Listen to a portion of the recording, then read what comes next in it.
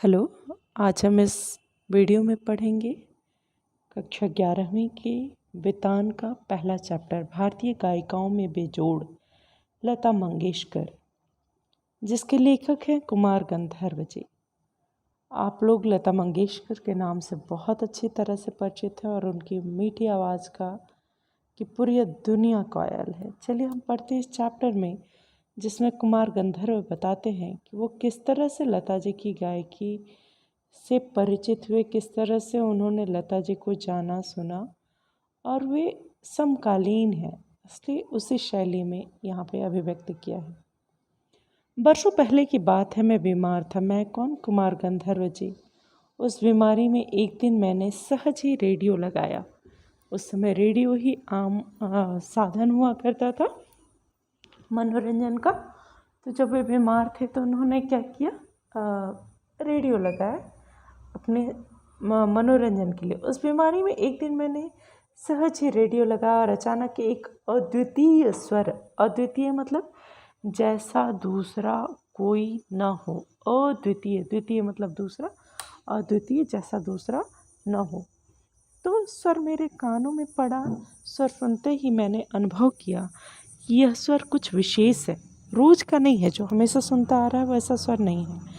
यह स्वर सीधे मेरे कलेजे में जा भिड़ा। मैं तो हैरान हो गया, मुझे समझ में नहीं आ रहा था कि यह स्वर किसका है।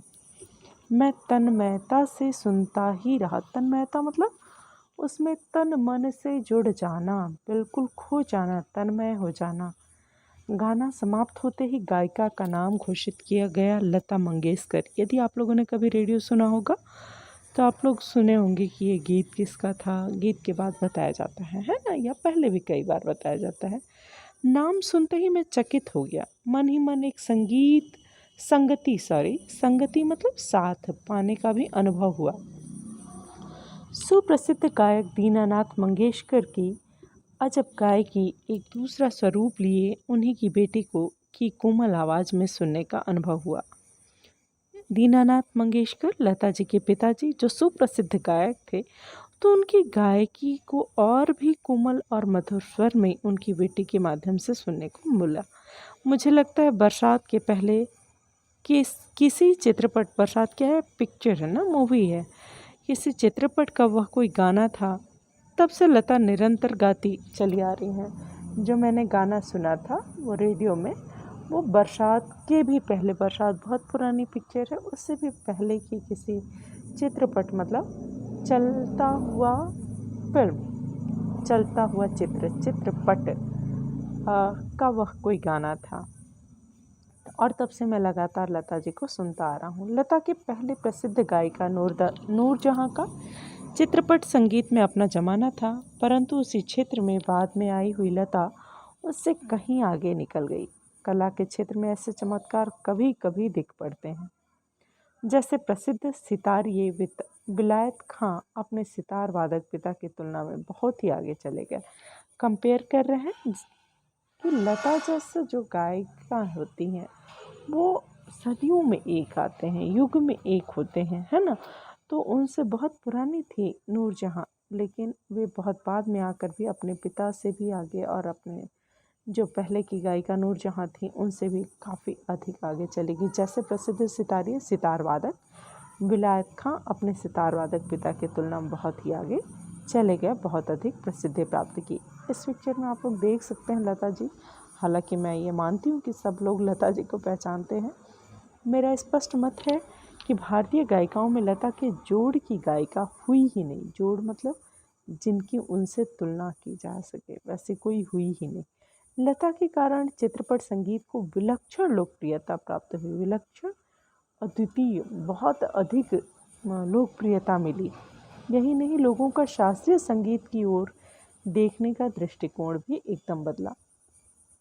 छोटी बात कहूँगा, पहले भी घर घर छोटे बच्चे गाना गाया करते थे। उस गाने में और आजकल के घरों में सुनाई देने वाले गानों के बच्चों के गाने में बड़ा अंतर हो गया है। सॉरी, ये जो बीच में डिस्टर्बेंस आ रहा है, क्या बोल रहे हैं कि पहले भी बच्चे गाना गाया करते थे, लेकिन अब ये जो गाना सुनने में आता है लता जी की गायकी के बाद, उसमें बहुत अंतर आया। आजकल के नन्हे मुन्ने भी स्वर में गुनगुनाते थे। पहले शास्त्रीय संगीत अधिक प्रचलित था।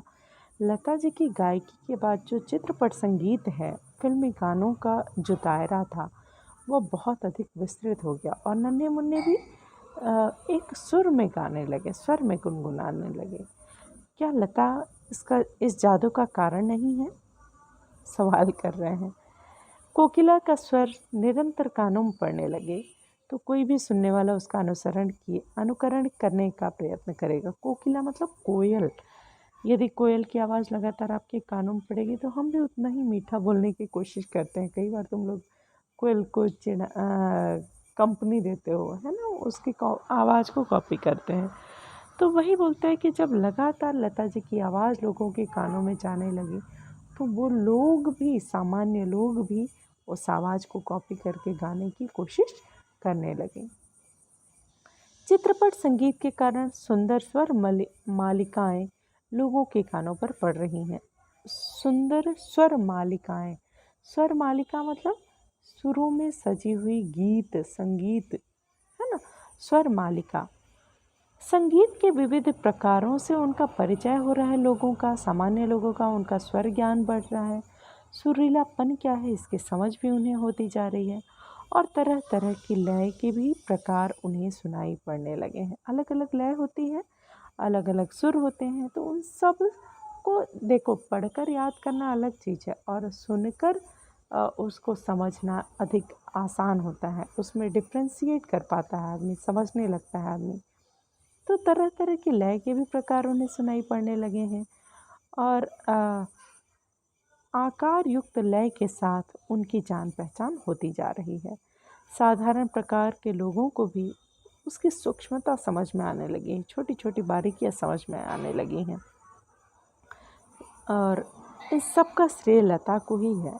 इस प्रकार उसने नई पीढ़ी के संगीत को संस्कारित किया और सामान्य मनुष्य में संगीत विषय का अभिरुचि पैदा करने में बड़ा हाथ बटाया। लोगों को चित्रपट संगीत की तरफ उन्होंने आकर्षित किया और संगीत का ज्ञान बांटा, रुचि बांटी। संगीत की लोकप्रियता, उसका प्रसार, अभिरुचि मतलब रुचि से बना है अभिरुचि, उसमें इंटरेस्ट और उसका विकास, संगीत का विकास का श्रेय लता को ही देना पड़ेगा।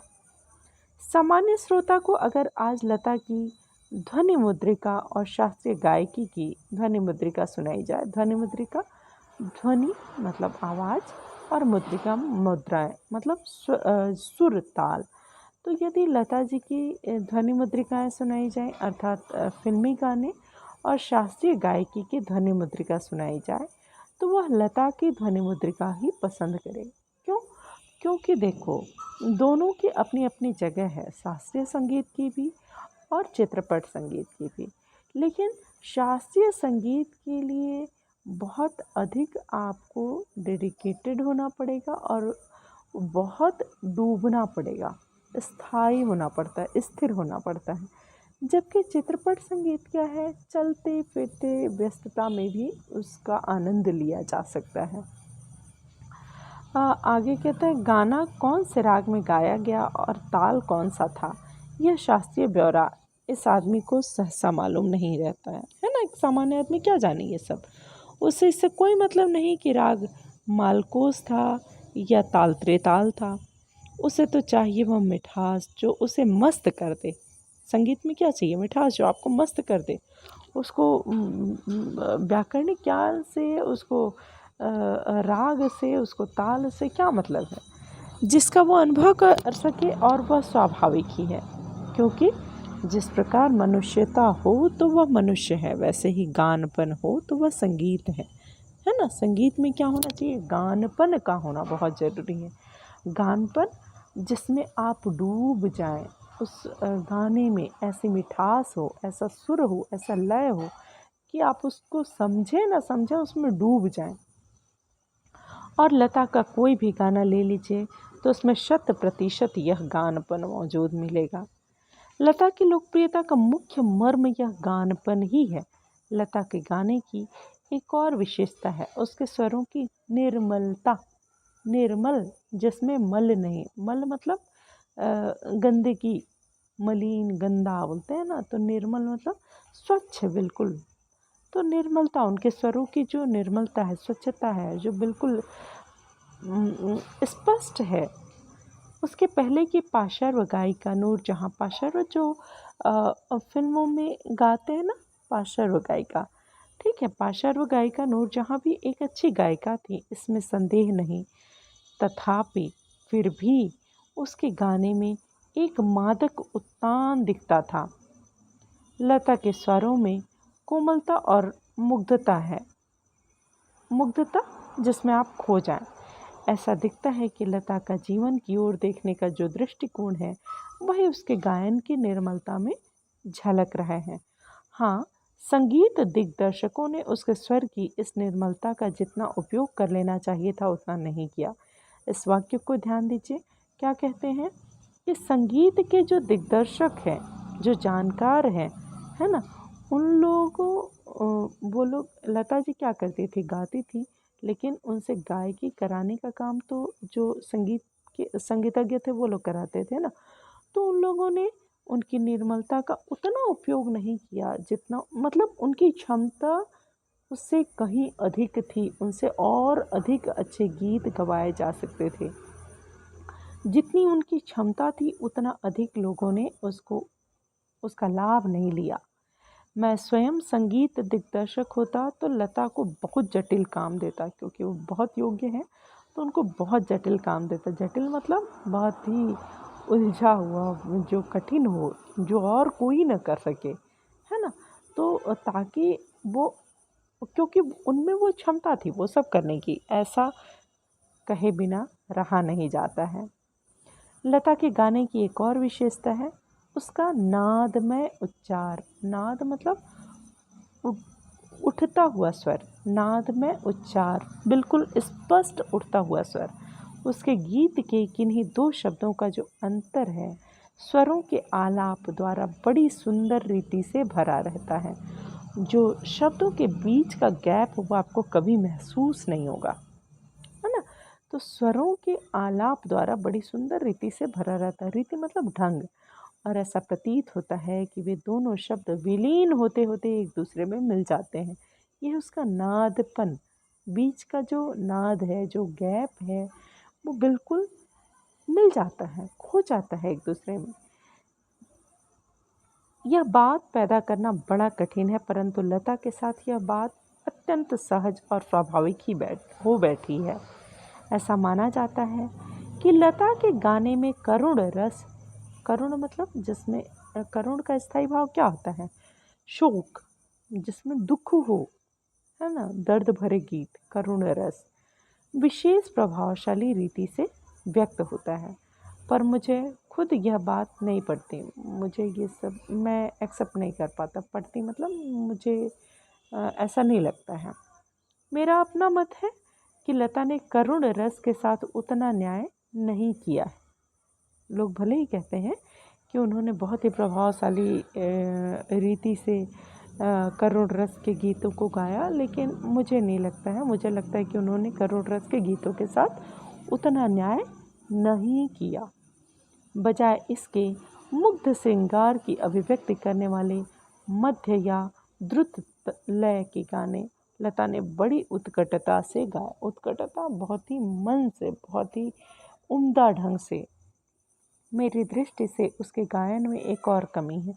देखो, इसको समीक्षा बोलते हैं। ये मान रहे हैं कि ऐसा कोई नहीं है, लेकिन फिर भी उनकी गायकी में एक निरपेक्ष रूप से क्या क्या और बेहतर हो सकता था, या क्या क्या कमियां रह गई हैं, समीक्षा है ना। तो संगीत क्या बोलते हैं कि तथापि यह कहना कठिन होगा कि इसमें लता का दोष है ना। मेरी दृष्टि से उसके गायन में एक और कमी है, लेकिन मैं ये नहीं कह सकता कि उसमें लता का कोई दोष है। और संगीत दिग्दर्शकों का दोष कितना है, ये तय करना कठिन है। लता का गाना सामान्यतः ऊंची पट्टी में रहता है। ऊंची पट्टी, ऊंचे स्वर में, ऊंचे सुर में। गाने में संगीत दिग्दर्शक उसे अधिकाधिक ऊंची पट्टी में गवाते हैं और उसे अकारण ही चिल्लाते हैं, लेखक मानता है ना। कि उनसे बहुत ही ऊंची पट्टी में गीत गवाया गया, उनसे अकारण बिना कारण के ही चिल्लाया गया। एक प्रश्न उपस्थित किया जाता है कि शास्त्रीय संगीत में लता का स्थान कौन सा है। मेरे मत से, मत मतलब विचार, यह प्रश्न खुद ही प्रयोजनहीन है, इसका कोई तुक नहीं है। दोनों की अपनी अपनी जगह है। शास्त्रीय संगीत अपनी जगह है, चित्रपट संगीत की अपनी जगह है।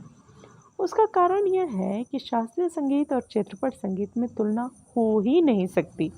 जहाँ गंभीरता शास्त्रीय संगीत का स्थायी भाव है, वहीं जल दलय और चपलता चंचलता, जल दलय और चपलता चित्रपट संगीत का मुख्य गुण धर्म है ना। ओके, आगे बढ़ते हैं। तो देखो नीचे देखो, सारे शब्दों के अर्थ भी बताया है ना। देखो जल दलय मतलब द्रुत लय, तेज, ठीक है। और चपलता चित्रपट संगीत का मुख्य गुणधर्म है। चित्रपट संगीत का ताल प्राथमिक अवस्था का ताल होता है, जबकि शास्त्रीय संगीत में ताल अपने परिष्कृत रूप में पाया जाता है। परिष्कृत मतलब बिल्कुल निखरा हुआ रूप होता है। और क्या कहते हैं, जबकि चित्रपट में वो बिल्कुल प्राथमिक लेवल का रहता है, ठीक है। और क्या कहते हैं कि चित्रपट संगीत में आधे तालों का उपयोग किया जाता है। उसकी लय कार्य बिल्कुल अलग होती है, आसान होती है। यहाँ गीत और आघात को ज़्यादा महत्व दिया जाता है। दोनों में अंतर बताया गया है। इस पैरा में क्या क्या अंतर बताया है आपको। शास्त्रीय संगीत के लिए लय और ताल का परिष्कृत ज्ञान होना चाहिए, जबकि चित्रपट संगीत में क्या है, आपकी वाणी मीठी होनी चाहिए और गानपन होना चाहिए, और उतना अधिक ज्ञान होने की ज़रूरत नहीं है। चित्रपट संगीत में आधे तालों का उपयोग किया जाता है। उसकी लय कार्य बिल्कुल अलग होती है, आसान होती है। यहाँ गीत और आघात को ज़्यादा महत्व दिया जाता है। सुलभता और लोच को अग्र स्थान दिया जाता है। लोच मतलब लचक, है ना। देखो स्वरों का बारीक मनोरंजक प्रयोग, लचक को अग्र मतलब पहला, उसको ज़्यादा महत्व दिया जाता है। तथापि चित्रपट संगीत गाने वाले को शास्त्रीय संगीत की उत्तम जानकारी होना आवश्यक है। इतना सब होने के बावजूद भी जो गायक है उसको शास्त्रीय संगीत की उत्तम जानकारी होनी चाहिए, और वह लता के पास निसंशय है। निसंशय, संशय मतलब शंका, निसंशय क्या है, उपसर्ग है, नकारात्मक उपसर्ग, इसमें कोई शक नहीं है। 3-3.5 मिनट के गाए हुए चित्रपट के किसी गाने का और एकाध खानदानी शास्त्रीय गायक की 3-3.5 घंटे की महफिल, इन दोनों का कलात्मक और आनंदात्मक मूल्य एक ही है, ऐसा मैं मानता हूँ। लेखक का अपना मानना है कि 3-3.5 घंटे की शास्त्रीय संगीत की महफिल और 3-3.5 मिनट का चित्रपट संगीत, इन दोनों का कलात्मक और आनंदात्मक मूल्य एक ही है। शास्त्रीय संगीत का आनंद लेने के लिए 3-3.5 घंटे आपको स्थिर होकर उसमें डूबना पड़ता है, जबकि चित्रपट संगीत में 3-3.5 मिनट के गाने को सुनकर आप उस आनंद को प्राप्त कर सकते हैं। किसी उत्तम लेखक का कोई विस्तृत लेख जीवन के रहस्य का विशद रूप में वर्णन करता है, तो वही रहस्य छोटे से सुभाषित का या नन्ही सी कहावत में सुंदरता और परिपूर्णता से प्रकट हुआ भी दृष्टिगोचर होता है। बड़ी से बड़ी बात को आप लोगों ने पढ़ा होगा, कबीर के दोहों में, रहीम के दोहों में, या बड़ी बड़ी बातों को दोहों में, पदों में व्यक्त किया गया। उसी बात को बड़ी बड़ी किताबों में व्यक्त किया जाता है। तो इसका मतलब ये नहीं है कि उन दोहों का महत्व कम हो जाता है ना। तो वही कंपेयर कर रहे हैं कि शास्त्रीय संगीत 3-3.5 घंटा और ये 3-3.5 मिनट, लेकिन आनंद का स्तर वही होता है या शायद कहीं अधिक, क्योंकि चित्रपट संगीत का आनंद कोई भी ले सकता है, जबकि शास्त्रीय संगीत का आनंद वही ले सकता है जिसको संगीत का अच्छा ज्ञान हो। उसी प्रकार 3 घंटों की रंगदार महफिल का सारा रस लता की 3 मिनट की ध्वनि मुद्रिका में आस्वादित किया जा सकता है। उसका एक एक गाना एक संपूर्ण कलाकृति होता है। स्वर, लय, शब्दार्थ का वह त्रिवेणी संगम होता है और महफिल की बेहोशी उसमें समाई रहती है। वैसे देखा जाए तो शास्त्रीय संगीत क्या और चित्रपट संगीत क्या, अंत में रसिक, रसिक मतलब चाहने वाले को आनंद देने की सामर्थ्य किस गाने में कितना है, इस पर उसका महत्व ठहराना उचित है ना। चाहे वो शास्त्रीय हो या चित्रपट संगीत हो, लेकिन जो उसके चाहने वाले हैं उसको वो अंत में कितना आनंद दे रहा है उससे निर्भर करता है। इस पर निर्भर नहीं करता कि ये तो 3 मिनट का था, ये 3 घंटे का था, है ना। मैं तो कहूँगा कि शास्त्रीय संगीत भी रंजक ना हो तो बिल्कुल ही नीरस ठहरेगा। रंज होना चाहिए, उसमें भी एक उतार चढ़ाव होना चाहिए। अनाकर्षक प्रतीत होगा और उसमें कुछ कमी सी प्रतीत होगी। गाने में जो गानपन प्राप्त होता है वह केवल शास्त्रीय बैठक के पक्केपन की वजह से, ताल सुर के निर्दोष ज्ञान के कारण नहीं। गाने की सारी मिठास, सारी ताकत उसकी रंजकता पर मुख्यतः अवलंबित रहती है। अवलंबित मतलब टिकी रहती है। और रंजकता का मर्म रसिक वर्ग के समक्ष कैसे प्रस्तुत किया जाता है, किस रीति से उसकी बैठक बिठाई जाए और श्रोताओं से कैसे सुसंवाद साधा जाए, इसमें समाविष्ट है ना। आपका जो लक्ष्य है वो पूरा होना चाहिए। गीत का लक्ष्य क्या है, लोग उसमें डूब जाएं, उस गीत को आनंद प्राप्त करें, उसको सुनकर उसको गाएं, है ना। तो आपका वो लक्ष्य कितना पूरा हो रहा है इस पर निर्भर करता है। ठीक है, इस मनुष्य का अस्थिपंजर और एक प्रतिभाशाली कलाकार द्वारा उसी मनुष्य का तैलचित्र ऑयल पेंटिंग ना, इन दोनों में जो अंतर होगा वही गायन के शास्त्रीय ज्ञान और उसके स्वरों द्वारा की गई सुसंगत अभिव्यक्ति में होगा। शास्त्रीय गायन का ज्ञान होना और उसको सुसंगत ढंग से व्यक्त करना, अभिव्यक्त करना में बहुत अंतर है, बहुत अंतर है। आपको ज्ञान है लेकिन आप उसको कितने सफलता के साथ प्रस्तुत कर पा रहे हैं। ठीक है, तो यदि आपके पास बहुत ज्ञान है पर आप सामने वाले को समझा नहीं पा रहे हो तो वो ज्ञान किस काम का। वही बोल रहे हैं कि शास्त्रीय संगीत है और 3 साढ़े 3 घंटे का और 3 साढ़े 3 मिनट का चित्रपट संगीत है, तो उससे जो रसिक है, जो सुनने वाला है, जो चाहने वाला है, उसको कितना आनंद मिलता है, वो कितना डूबता है, ये मायने रखता है। संगीत के क्षेत्र में लता का स्थान अव्वल दर्जे के खानदानी गायक के समान ही मानना पड़ेगा। क्या लता 3 घंटों की महफिल जमा सकती है? ऐसा संशय व्यक्त करने वालों से मुझे भी एक प्रश्न पूछना है। जब लोग ऐसा सवाल पूछते हैं तो मुझे भी एक सवाल करना है, क्या कोई पहली श्रेणी का गायक 3 मिनट की अवधि में चित्रपट का कोई गाना उसकी इतनी कुशलता और रसोत्कटता से गा सकेगा? रसोत्कटता, रस मतलब आनंद, उत्कटता उसमें रस इस ढंग से डूबा हुआ। रस मतलब क्या होता है? आनंद होता है। आप लोगों ने रस पढ़ा है कक्षा 10वीं में, तो रसोत्कटता से गा सकेगा? ये मेरा सवाल है। जो लोग पूछते हैं कि नहीं क्या लता 3 साढ़े 3 घंटे का शास्त्रीय संगीत गा सकती है, तो जो अव्वल दर्जे का शास्त्रीय गायक है, क्या वो लता के गीत को उसी रसोत्कटता से और उसी कुशलता से गा सकता है? नहीं। यही उस प्रश्न का उत्तर उन्हें देना पड़ेगा।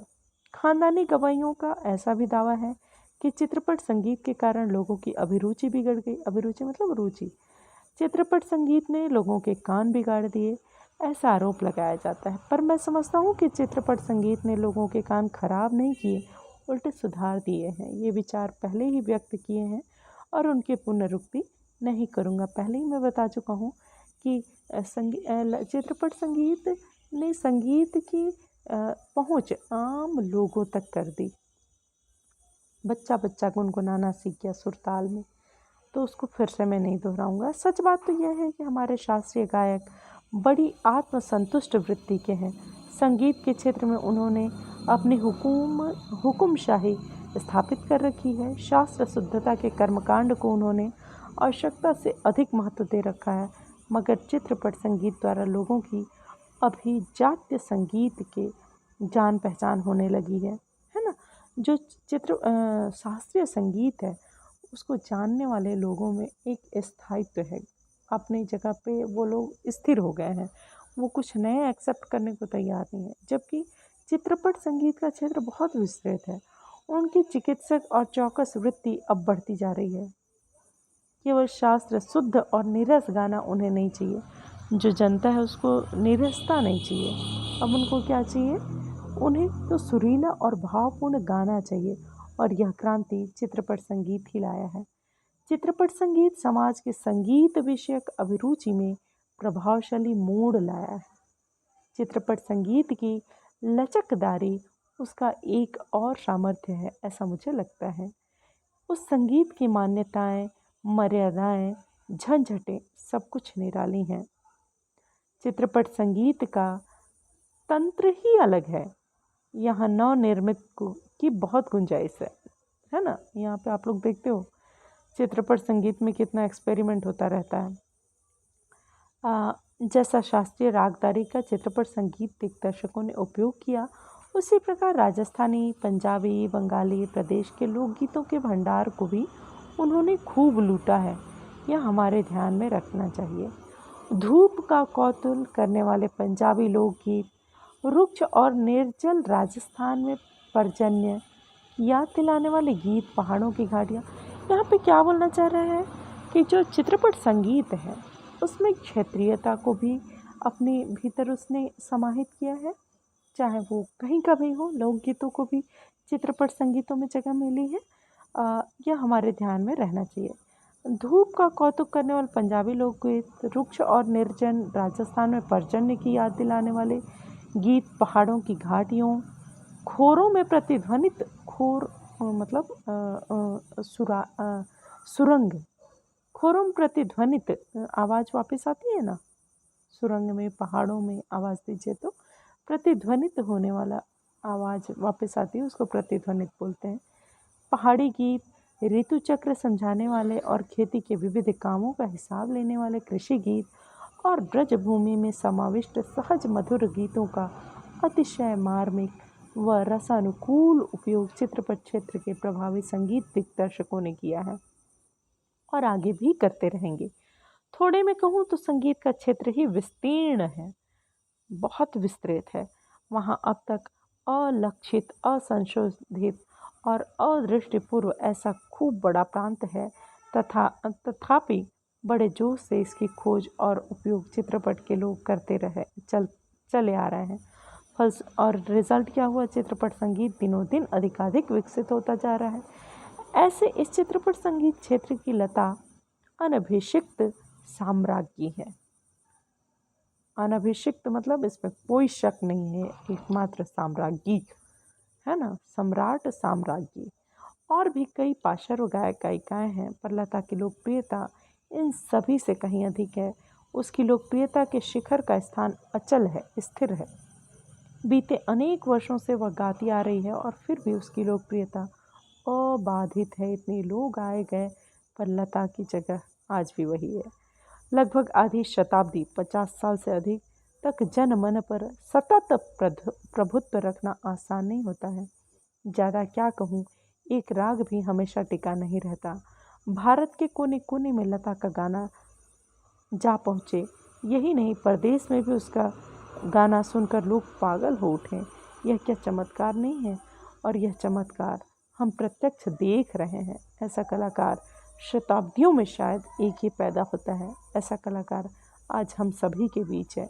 उसे अपनी आँखों के सामने घूमता फिरता देख पा रहे हैं। कितना बड़ा हमारा भाग्य है।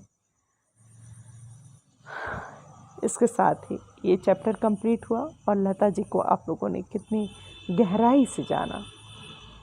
धन्यवाद।